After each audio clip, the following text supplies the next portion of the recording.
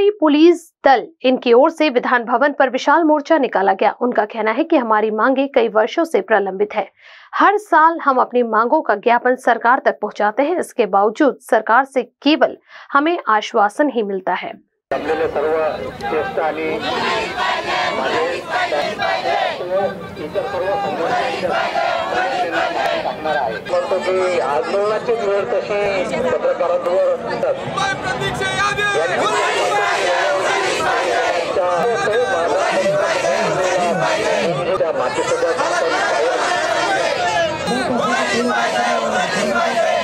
माझे नाव संदेश रोजा सुकाळे। आम्ही इथे मुंबई पोलीस भरतीच्या प्रतीक्षा यादीतील उमेदवार आहोत।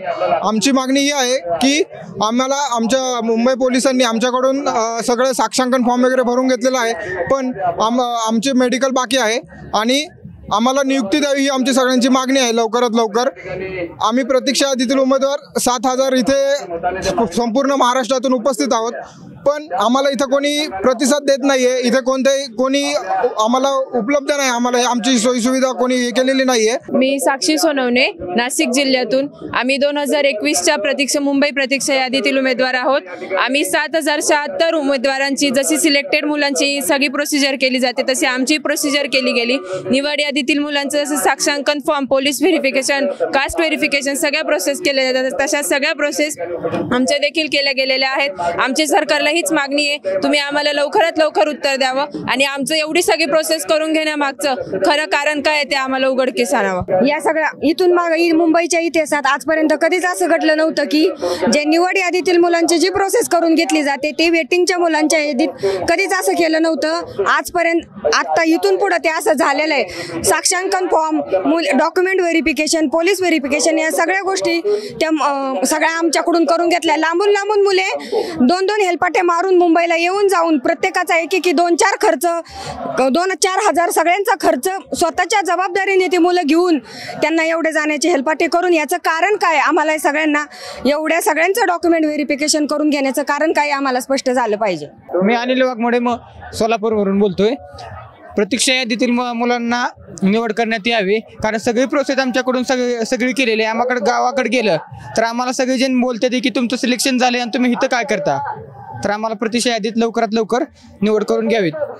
आमची सरकारला विनंती पहिली तर आम्हाला समाविष्ट करून घ्यावं। जर त्यांनी नाही केलं तर मग आम्ही पुढचं पाऊल उचलून आम्ही आंदोलनाचा इशारा करत आहे हां। आणि आम्ही डायरेक्ट मुंबई या ठिकाणी मंत्रालयावर पूर्ण महाराष्ट्रातून जे 7,000 वेटिंगवाले आहेत ते सगळ्यांना घेऊन आम्ही मंत्रालयावर आंदोलन धडकणार आहे।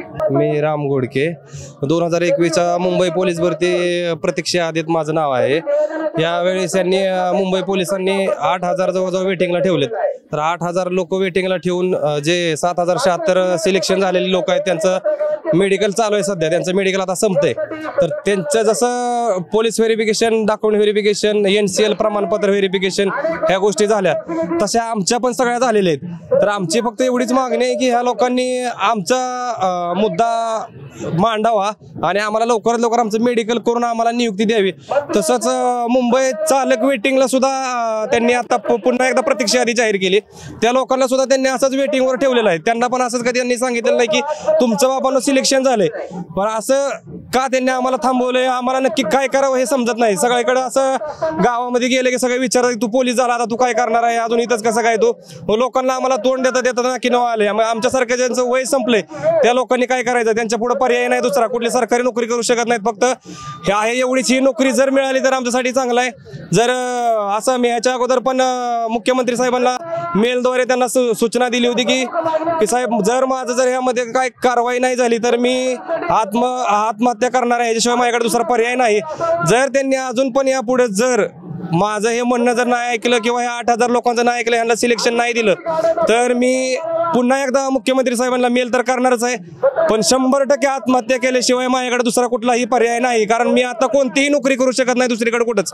माझं स्वप्न आहे ते, मला स्वप्न होतं माझं भरती व्हायचं, ते स्वप्न ह्या फक्त पेपर फुटी घोटाळ्यामुळे माझं स्वप्न अपूर्ण राहण्याची शक्यता आहे। पण तरी पण ह्या लोकांनी सगळं आमचं व्हेरिफिकेशन करून घेतल्यामुळे आशा आहेत की आम्ही कुठेतरी अजून आमच्या आशा जिवंत आहेत, आम्हाला परत पोलिसात नोकरी मिळेल ह्या अपेक्षा आहेत। तर हे उपमुख्यमंत्र्यांनी याच्यावर नक्कीच तोडगा काढावा, एवढंच मान्य आहे। पूर्व मुंबई भर्ती मोर्चे से मैं जिगीशा बंदेले, वीडियो जर्नलिस्ट विशाल रायपुरी के साथ कारण न्यूज़ नागपुर।